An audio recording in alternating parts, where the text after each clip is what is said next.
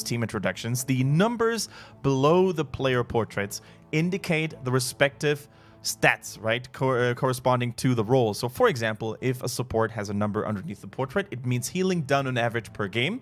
If a tank has a number down there, it's going to be damage absorbed on average per game. And an assassin, of course, you don't have to be a rocket scientist. It is damage dealt on average per game. That also holds truth, I think, for flex players, because more often than not, they deal damage rather than tanking.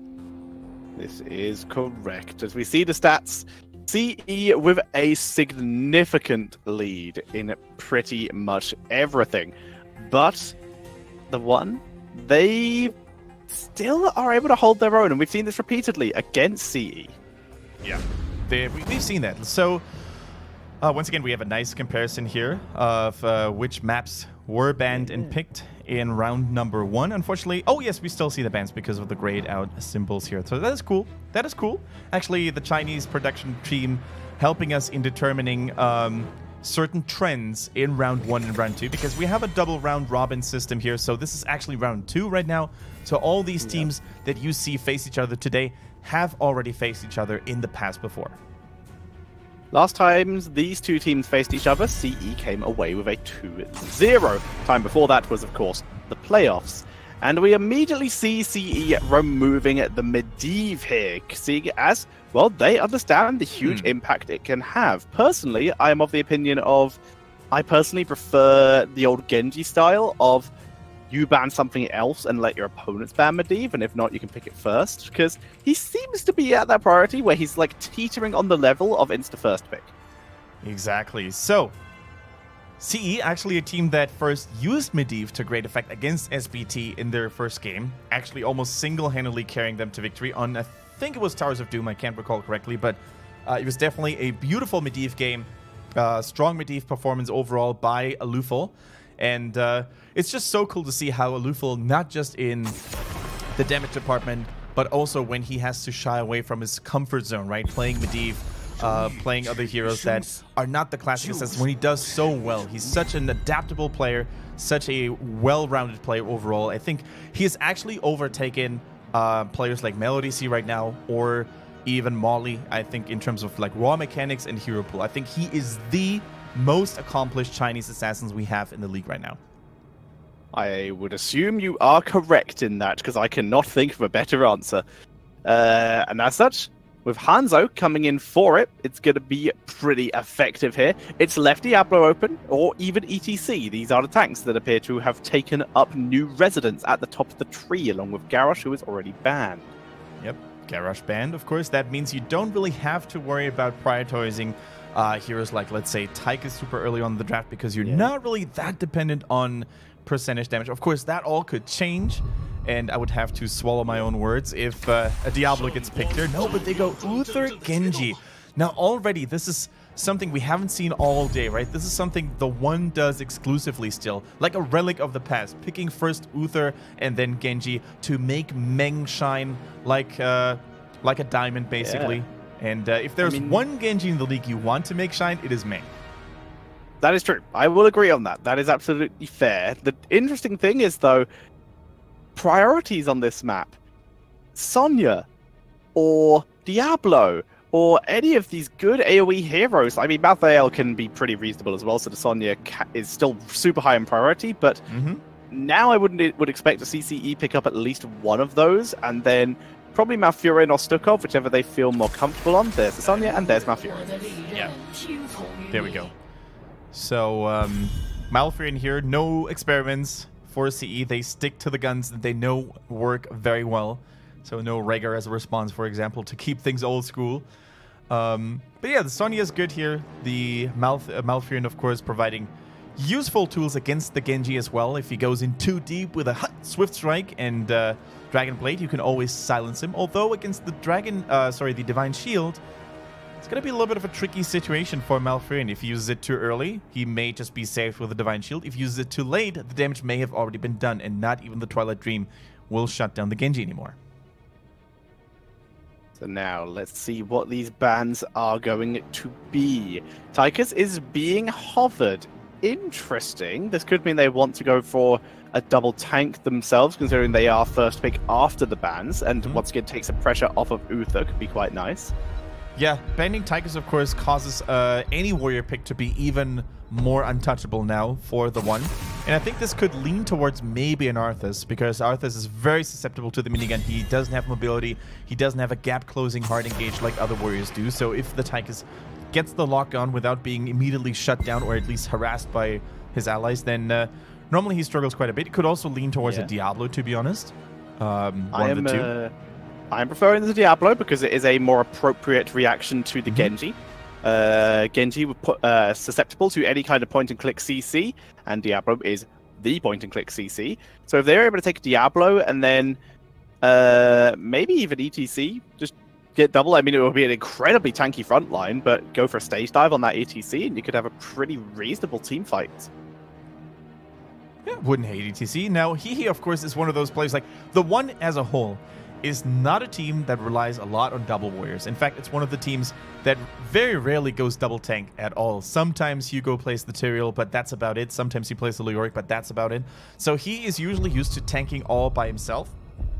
And as such, a hero like ETC oftentimes causes a little bit of a problem, right? Because if you don't have any other warrior to go in beside you to really pave the way sometimes for ETC to have an easier grip, then you can oftentimes look like a very inefficient hero. So that's why he normally relies on heroes like Muradin, Arthas, or even the Diablo, who are just a little bit safer when it comes to solo tanking.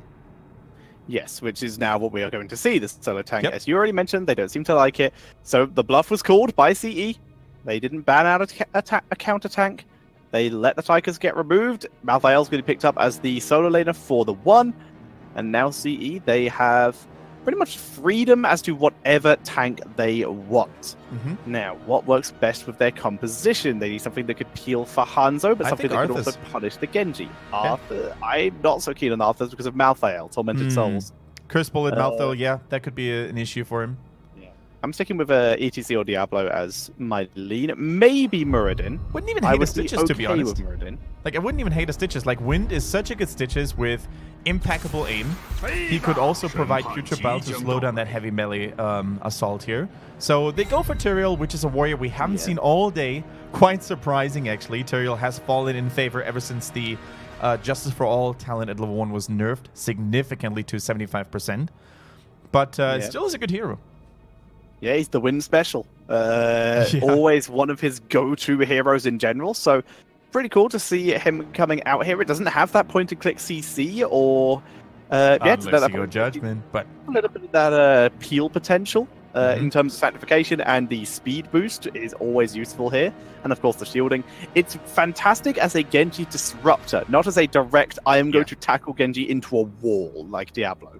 If you look at CE's draft right now, I think it screams disengage, right? We have a Hanzo Dragon's Arrow, which can be used defensively as well. We have the Mighty Gust coming in from Falstad, and the Sanctification Twilight Dream on top of it. Even the Tranquility could work with Sanctification quite well, to be honest. So right now we have a clash of styles, right? The one, they're all about aggression. They're all about jumping in, locking someone down with a Divine Shield, and then executing a target, jumping from cooldown reset to cooldown reset, maybe for Meng. Whereas on the other hand, we have CE here with a very passive, a very defensive approach, right? They want to get into the late game. They want to out-sustain their opponents. And I love matchups like these. I love when we have it, two different playstyles colliding. Which one are you leaning more towards, Detencher? Just if I didn't have the team names up, I would say that, if I didn't have team names up, I would feel pretty comfortable with CE's draft if it was a different map. As it is Infernal Shrines, I think the one have a little bit more control over that area. Right. That it's not just a runaway disengage, but Hanzo really does change that in general. And of course, the global XP soak of Falstad. It's pretty close, actually. Both of these drafts are pretty reasonable. I'm going to lean over to, without the team names involved, CE's draft, because I think there's a lot more utility there and a lot more opportunity. And of course, the opportunity to absolutely just flip everything and go for a Judgment Hinterland Dragon Arrow comp. Dragon Strike, sorry. Oh boy, that would be amazing. I mean, we did see, I think it was the exact same combo, Judgment into Insolence Blast. We saw that by TheOne previously, where they were so far behind, they actually had to go in all in. And then the game was unfortunately canceled due to disconnects that couldn't be solved. Yeah. They had to do it again. Anyways, guys, we're going to dive into game number 1 between CE and TheOne. And on the left-hand side in the blue trunks, we see TheOne. With Hugo on that Malthael, Lucky playing Greymane, Meng on his Genji, ZJZ on Uther, and Hihi on the Muradin. And on the right, it is Chal End, Lufal on Hanzo, Wind on Teriel, 365 on Balfurion, KT Wyver on the Falstad, and Zuyu is playing Sonya. All right, so what we're going to see here is the ultimate barrier, the ultimate defense going to reign supreme for CE, or are we going to have full-blown aggression being successful this time around? It is TheOne, after all, the, I would say, most aggressive team in the league with calculated aggression, though. They never go reckless. They always seem to have a plan in mind. Whether that plan works or doesn't, it always is sometimes left to be seen, right? But you can never accuse them of being recklessly aggressive like KT was in their previous years, right? Where there was just a random VP and they would try to brute force the way in no matter what. CE very rarely does that. When they go in, they have a plan in mind and they try to lock someone down.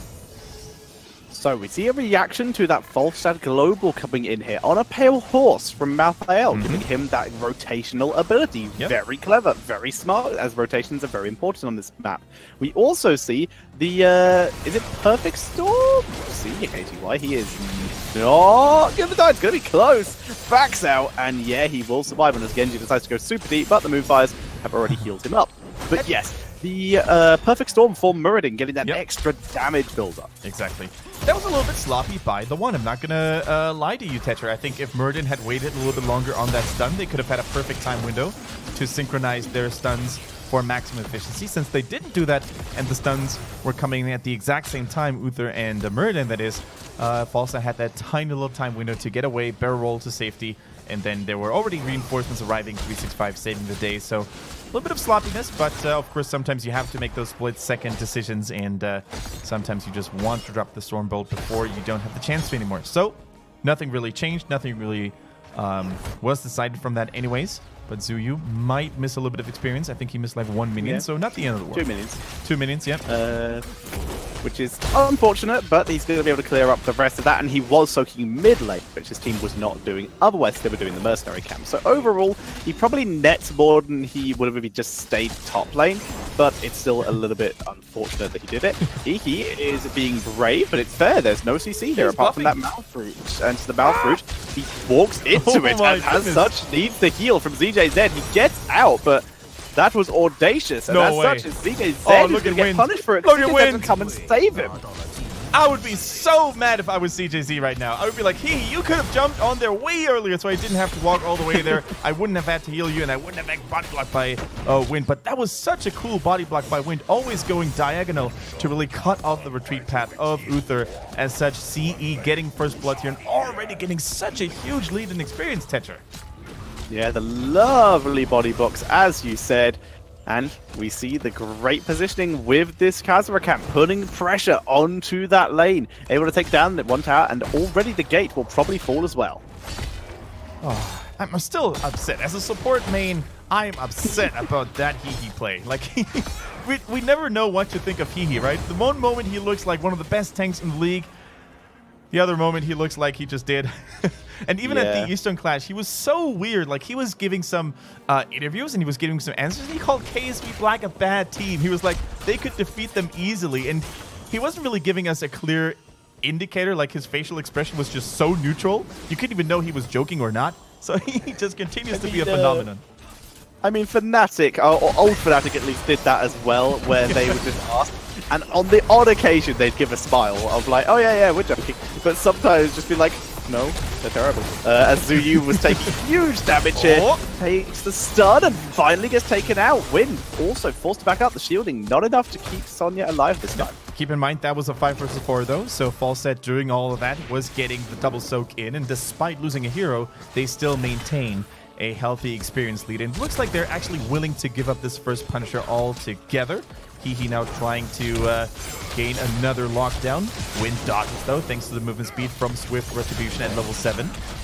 Still putting pressure on. Looks like they still do want to fight this. It's only here? halfway done. Falstad's flying up. They have level 7. Nice Tons advantage. They're moving in. Lucky is the target by the looks of it. He dropped low. Lucky gets Eldra into the face and is taken out. And that was a classic CE right there, baiting so many abilities onto the Warriors, only for Win to dodge it because of superior micromanagement of the hero. The Swift Retribution, so much value already, and although they were outnumbered for so long, although they already had 23 stacks or 23 skeletons on the side of the one, it is probably going to be CE who walks away with the Punisher after all. This is such a cool play. CE continues to pressure as well. You can see he wanted to move back in, but 32 to 23. This is going to be a Punisher for CE with a full level lead now. Falstad already double soaking again. This is exactly what they wanted. Patience and solid engage play is exactly what the one need to keep doing. Another little story here about Hehe, by the way, on that Muradin. Okay, wait a minute. We're going to wait. Okay, looks like the situation is not getting out of hand anytime soon. Oh, never mind. Hold that thought. Meng is going in with a deflect, trying to be a little bit of a poker and engager here, but the one is not finding the angle they want to get here. The Punisher actually jumping onto the backline there as well. So now they're once again outnumbered, but look at Falstad. Look at KTY. Always somewhere else. Always trying to make sure to keep the experience flow in. And I gotta give it to CE, man. Their 4-man fights against a 5-man advantage is just so huge and so respectable. Yeah, they are looking super good, and that's even without all those engage tools that we were talking about earlier. This is just pure skill. Yeah. So back to the story that I was trying to tell you guys about Hehe. So I had the pleasure and honor of seeing him live in person at the Eastern Clash, and I think I now know, Tetcher, where the name comes from, like the nickname comes from. He's always smiling. Like that, even during the interviews, like when he called KSU Black a bad team, they could beat them easily, he was smiling before the interview started, he was smiling during his statement, and he was smiling after the statement. So he always seems to be that happy guy, or maybe just someone whose facial expression was locked eternally into a smile, which is not the worst thing to have, I guess. Yeah, I mean, if the wind's going to change and get you stuck in making a face, then you might as well have a smile. Yes. But yeah, good to hear. Sounds like a charming lad. As just we lost see 10 games of Hero League in a row. Is everything okay? Yeah, it's okay. It's fine. Yeah, everything's fine. It's all good. Just stuck in like a grimace. As we see the Casperas finishing off the fort, but top 4 goes down as well. This is an even trade coming in here after the one killing off Falstad, able to get a nice easy catch. And of course, this is really nice, right? If Falstad has been doing nothing else other than soaking all by himself the entire time. Oh, beautiful scout there with a Moonfire. But yeah, if he's been doing nothing but soaking all by himself, you may as well just try to gank him with the superior mobility of Genji, Greyman, and even Muradin to a point.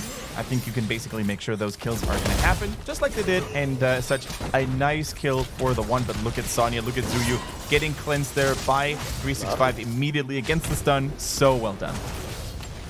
Yeah, and considering that stuns are something it's affected by, and the only CC from the side of the one is stuns, so therefore Natural Cleanse, is going to be exceedingly effective. Very good move by Malfurion to take this talent.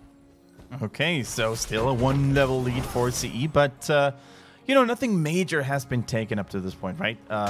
With the exception of bottom, these structures are still looking okay for the one, so they should be able in giving up this next shrine if need be, because the middle has actually been well protected up to this point. So just in case they don't make it to 13 in time, which right now, by the looks of it, they won't be able to do, they could actually let that go through and maybe get some value themselves in the bottom lane, in the top lane. Just make sure to keep up the experience flow. Certainly try, and this might be the strategy unless they lose Zuyu here, but Zuyu just turns it round, drops the spear, holding the whirlwind though. Look at this, he's waiting for that Hammer of Justice, being very patient with it as the entire team disengages. Low. There's the whirlwind. He knew he was far enough away. The Sag keeping Zuyu barely alive. The Gust allowing for the disengage. Now Hehe has moved in and is allowing only a little bit of damage to Tranquility. Yeah. In the meantime, Tyrael just finds Greymane and gets the kill, but the last rights for the counter kill on Sun. Yeah, Hugo finally got the kill he was looking for the entire time. Now Meng needs to be careful. Hanzo, his brother, is already on the chase. Wind is trying to go for the Hugo. He pings on him as well, but the damage just isn't there. He was too fast for his teammates to follow. Nice scattering arrow attempt here, and even the Q range on Hanzo doesn't make a difference. Look at Hehe. He's already fully regenerated accelerated because of his second wind trade, trying to poke and annoy the enemies a little bit longer. But look at top lane too. I think Sonya, who is now going to respawn, needs to take care of the Merc camp. Otherwise, the Fallen Shaman camp could prove to be quite the obstacle here. Now looks like the plan. Sonya already on that. He is found in his sneaky wraparound style. Good scout by Wind. It's not an obvious push to check when you're on your own side here, but with the lane that pushed up, it would have been very easy for Hehe to wrap around. They scouted, and in fact, he did. So, very good job here by CE. Yeah, speaking of good jobs here, by the way, we could see a Lufel on that Hanzo stealing a couple of those skeletons quite handsomely. And although Sonya was busy in the top lane for so long, oh, look at that holy ground completely walling off the entrance to the left. KTY takes a huge amount of damage. Gus has to be used, giving Tranquility time to heal. The Zui will still die to the last rights here, with Sank not coming down. KTY drops very low, but tanks through. Wind trying to cut off an escape route. This is a 1 for 0. That last rights, that kill is super big deal, and as such, TheOne take the Punisher. And we see right here, right now, why TheOne is considered to be one of the strongest team fighting teams in the league. Now, of course, there's a lot of disengage and escaping tools available for CE, but once again, they're starting to look shaky. They're starting to lose more and more members in those team fights as TheOne finds good angles and good ways to initiate those fights. They're looking for their way to initiate said fight. Oh, we have seen Tyrael. Cool. Now we know his heroic's up. As we jump through his view very quickly. Holy ground. Good job that doesn't block allies. Otherwise, that would have been a terrible holy ground. But they're defending it in front of the gate. They know that they can. Felstad is just holding bot lane for the moment. They had full vision of most of the enemy team. And look at that. Felstad, second needle of sight of the enemy team. Where does he think they're going? Probably for him. So he flies back home. Very clutch. So it's hard to say what CE could do better in those upcoming team fights. I think for the most... Oh, actually, Chinese production is helping us out here since the UI is still a little broken and bugged. So kudos to you guys. So Divine Shield is ready and Sanctification. Double protection for either team is ready. And KTY gets found again. Beautiful engages, beautiful assaults by Hehe and Meng the entire time. And we called it. Tetra, we called it. Meng is one of the most dangerous Genjis in the league right now. Azuyu being forced to back up with the Gust, not able to save the killer. They're just being short of having to kill Hehe. They do pull out the Divine Shield. That is good, but that is huge. TheOne consistently catching members of CE. This seems to be what their comp is about. And now Hehe actually completed the Stormbolt quest here. Now his cooldown is going to be reduced quite significantly, and he has the chance to stun 2 people in a consecutive, in a straight line, basically. Well, let's see how much value is that going to net him from now on. They're going to have to wait for KTY on that false set to find his way back, looking for the other dwarf. And in the meantime, Hugo is basically using his Merc clear speed on the Malthael to get that Impaler camp. So far, so good. Most of the objectives were taken by TheOne, which means map pressure and map control is now in their hands. And they're already posturing up for yet another aggressive play, Tetcher. Indeed, they want to try and raid this camp, but CE already being very slow in starting it, so I don't even think TheOne know they've started it yet. They looked and left as CE moved in, so that might just be a comedy of bad timing there, as we do see CE take their camp. But of course, we already saw TheOne responding in kind, taking their own mercenary camp. Sonya though, putting pressure. Here comes TheOne again though, grouping up together. There's a lovely Sonya who could be a potential kill here. Now, this is something that's always fun to watch at CE. Immediate Moonfire. This is something that not every team does, and we've criticized on previous days. You don't always face check. Exactly. So that's something that cost RPG the second game, right? They didn't throw a grenade, they didn't throw a sonic arrow or something along those lines, and that's why they were ambushed by the Varian, and that's why they ended up losing the series, or the game, but tying only the series. So, see, you can definitely see how they are well aware of the aggression of TheOne, and just in time for the Shrine, they turned level 16, see that is. So that is going to be an even battle now. Heraldic Forging for Tyrael could help with more holy grounds to keep the enemy team at bay. Look at the mercenary timing, though. So smart for TheOne. This top lane, which is already a little bit weakened, is now going to be seriously threatened by the Merc camp. And by having that Merc camp, they actually cause a little bit of a discomfort zone for CE, right? They want to have long team fights. Guess what? They can have a long team fight right now with the mercenary potentially threatening the keep.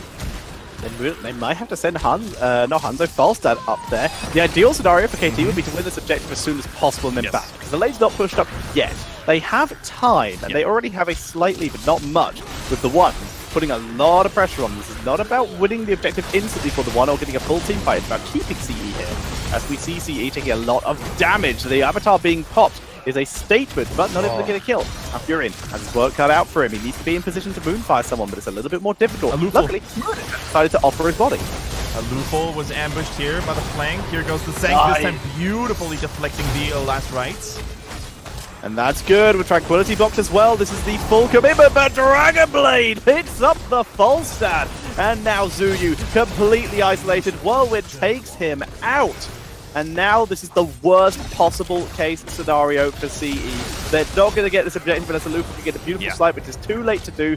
On the bright side, though, the Merc camp in top lane actually died to towers, so they don't have as much to worry about, but that's still bad news. It pushed up, it likely did a lot of damage to those top structures. Yeah, Falstad just always the target that gets eliminated immediately the moment the Sanctification went off. So that was so well timed by the one, especially Mang with that Divine Shield. He was basically completely immune to any sort of interrupts. So well done. And he I think he once again becomes my personal MVP, actually. I think, oh, Mighty Gust, not available here. So he with those constant flanks on the bird, look at that, he doesn't even care. He goes in, he realizes there's no tank treading with the exception of Titan Killer, or Giant Killer, sorry. There's absolutely nothing CE can do to keep him at bay. And here goes the Panic Gust because they now want to focus down this objective as quickly as they can. That's actually really sensible. Burn that down as fast as you can because Keith is under pressure no matter what happens here. So being able to burn that as opposed to risking not pushing away when the enemy hard engages is a huge deal. So that being able to do that, their Keith survives. They are able to not put themselves in danger of dying if their Punisher was to jump on them again. I'm really a fan of that move. Yeah, I like that Gust. It really bought them enough time to burn down the Arcane Punisher. The Keep as such, as a result, still in good shape, still in good health. And we see another replay on that team front. Look at he's causing so much pressure. In the meantime, we see the Gust and the Sanctification go down. And now, the moment the Sanctification goes off, a full health Falstad. Look at that. He's getting popped immediately. Yeah, he eats a Thunderclap by Muradin. I'm pretty sure he ate a Storm Bolt as well. And then in comes Genji with Divine Shield, Dragon Blade up, and just blows up the Falstad. That's usually where Falstad doesn't have anything like a Spell Shield. He does have the mobility that Hanzo does, but yeah, the focus has still been on Falstad anyway. Yeah, the focus has been absolutely on KTY, who's quite struggling in this game. However, we saw a couple of moments ago that his Season Marksman is now complete. So if he manages to survive, then his damage and attack speed, most importantly, is going to be even faster. Now, look at Win. He's super proactive now in the way he scouts those bushes because they realize, you know what? He is all over the place. He's always trying to cause so much commotion, and already we can see the rotation here. The one realizing that this bottom lane is now the most juicy one to get if they wanted to go for a backdoor. The one cleaning this up, and they are doing really well in this series already. 31 stacks on Perfect Storm. That is 5 damage per stack. Yep. That, which, quick math. I can't do quick math. It's over 150 is all I can say. It's a lot. Chat knows the answer, I'm pretty sure. I'm already curious to see how many different numbers Chat is going to post. 155. Maths, 31. 3 times 30 times 5 is 150, and 1 is 5, so 155. There you go. Thanks, brain. All right, so it is now starting to look more and more sinister for CE. Their opponents are at level 20, so they have the Infant Dragon Blade. The Dragon Becomes Me. We have Redemption as well for Uther, so he basically doesn't have to care about getting focused anymore. In fact, he wants to get focused in most situations here. The rest of the team is still holding it on, though. It wouldn't surprise me to see a rewind for Hehe. Double stun, double thunderclap. Feels good, men. Malthael, of course, is holding on in case he dies. Quick pick, nothing can stop death, and pop himself right back again. Not sure what Greymane's holding out for, though. So, level 20 is just so far away still for CE. What they do have, though, is fairly decent wave clear with Hanzo and the likes of Furiel, for example, and even Falstad if the minions are lined up. So they can definitely keep those minions and mercenaries at bay, right? But in the meantime, you can already see that Hugo on the Malthael is posturing up. He's trying to get those skeletons in as fast as he can. Now, I'm pretty sure CE does not want to contest this. They need the 20. They can maybe even send Falstad into the bottom and pressure the bottom lane with the help of those Impalers. Might be what we see, or they might send everyone. They're going to grab themselves an Impaler Camp. These do give XP, obviously, so that's going to give them that kind of pressure. TheOne and Falstad hanging together, giving Falstad the shield in case Genji decides to show up and ruin his day. Now they're going to be able to port back. They're going to have 20 once Falstad or Sonya soaks it, and they should be able to defend this. Ooh, okay, so what are they going to do? There's two ways CE can play this. A, they go for a cheeky engage when the Punisher is jumping over the wall, and then they try to fight outside. With a surprise element on their side, or they're trying to defend this normally. They're actually willing to give up the keep, maybe, and then defend at the core. I think this is the more likely scenario. That's what's just pretty much saving that game there, getting them that 20 power, as we see Zuyu holding at the line with Wrath of Berserker already up to the stun duration. Wind tanking, there's the Gust, wind tunnel, so they can burn down the Immortal. The delay tactics continuing from CE, very smart here as they move backwards. Genji putting the pressure on though. Wind going very deep, super risky, but he not on point. Did not have Stormbolt up to block him this time. And now with the Punisher down, you can see CE, they're thinking about a counter. Can they set someone up enough though, or are they going to potentially just read out on this? Zuyu needs to be careful. He's falling dangerously low in health here.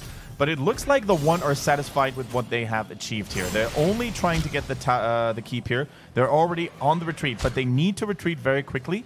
Already, bottom lane and middle lane have been pressured by Impalers, respectively, losing a tower lane. That could be huge. So I think CE did well overall. They could have lost a team member, and from then on, it could have been GG. But as it is, they defended their keep quite well for long enough. It did fall in the end, but they were still able to get 20, and they were still able to keep the lane and the game safe and sound. Yeah, in the early game where it's the Fallen Shamans that are the real big deal because they kill early structures super easily. In the late game, Impalers hurt when it comes to pushing in structures. Like, as we saw there, towers being taken out with complete ease as the continued spear assault comes in from the next Impaler Camp. As they put pressure on mid-fort, the only fort left. Yeah, even if you lose a keep, right? If you have a global, you can always compensate and balance this one out because you do have someone to join the ranks immediately after dealing with a catapult. So having a hero like Dehaka or Falstad is definitely helping out big time when you find yourselves behind by a keep or two. So if I've counted correctly, Mighty Gust should now have returned, meaning that pretty much everyone has everything. Prepared. Look at this. Malthael has still not taken his 20 because he's still holding on to that no one can stop death just in case, or for that little bit of extra cooldown reduction if he thinks he needs that burst in a team fight. Can you imagine like a caster like us getting a chip implemented into their brains that allows you to count every single cooldown manually, so we're no longer dependent on technology? Would that be amazing? I don't think the casters would need that. That sounds like a pro player thing. If they see a heroic happen, it just keeps track on like a little, like an IRL HUD. Waiting for Bionics to become a real thing. Pretty sure a certain technology company made glasses that did that, but no one bought them because they looked silly. As we see leaping away, making sure he doesn't get caught by Zuyu here. Yeah, KTY in particular needs to be so careful. They actually have multiple heroes like Genji, Greymane, and Murden who could even jump over walls. So even if Falstad didn't have vision on them, they could still come out of nowhere. So yeah, KTY definitely playing much more carefully, a little bit scared now, like a chicken, more like a Griffin rider. But can't blame him. Like, he fell so many times in this game that a late game death by Falstad could mean the difference between victory and defeat. Yeah, so needs to keep up with his team, needs to play a little bit safer, make sure that he is not the one, obviously, that gets caught out, with Sonic Arrows being used liberally, very sensibly. He's not the one who gets caught by the one. Hans! As Zuyu already whirlwinds. Attempted steal, a little bit late this time, but it's still 6-4 in favor of the one. KTY, look at this. He's not even showing himself yet, being so patient. Yeah, now he's happy to put on the pressure. Zuyu takes a lot of damage. There's the wind tunnel, buying them some time here.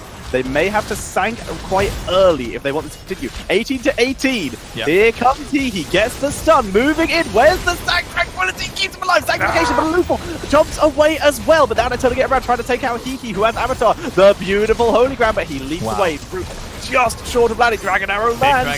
Big Dragon Arrow. A lot of damage. Dragon Blade into the backline. KTY staying alive. 365 gets the ice block. Nicely done. Wind survives. Punisher taken by the one. Down goes Malfurion.